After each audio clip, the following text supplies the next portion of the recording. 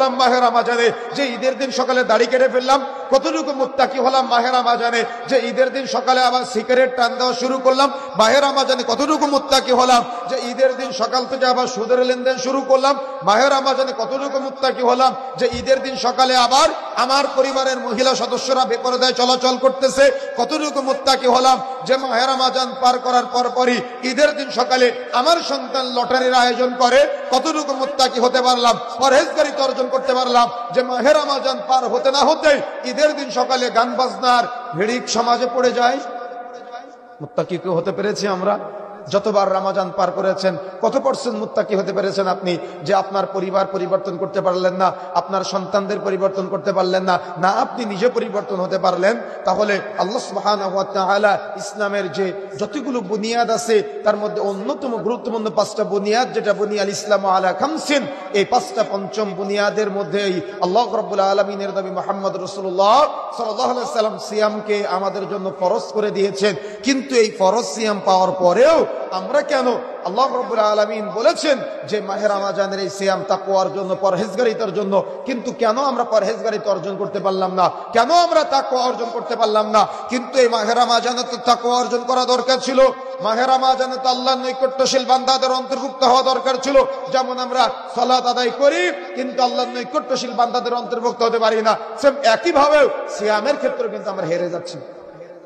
বুঝেন নাই? সালাতের ক্ষেত্রে আপনি হেরে যান কিভাবে জানেন?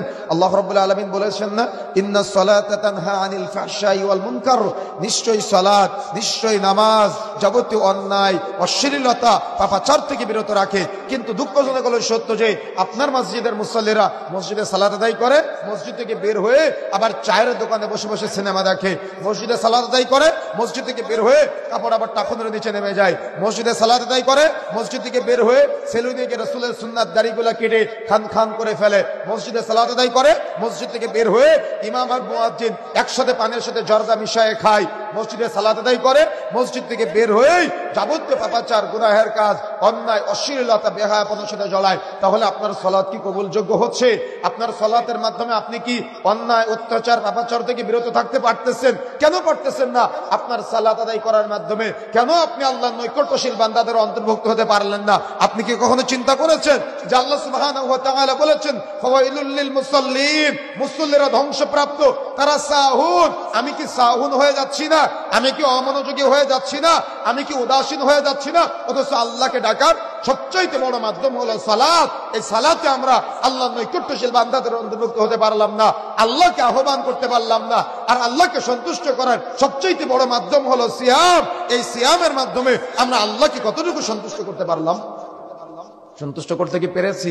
যদি আমরা পারতাম তাহলে আমাদের মহল্লার অমুক চায়ের দোকানে সারা জীবন তো ও সিনেমা দেখায় আর সিগারেট বিক্রয় করে সারাটা জীবন পার করে দিল, আর মাহে রমজানের এই মহিমান্বিত সময়ে, রহমত বরকত মাগফিরাতপূর্ণ সময়ে ও আরেকটা অপরাধ শুরু করলো।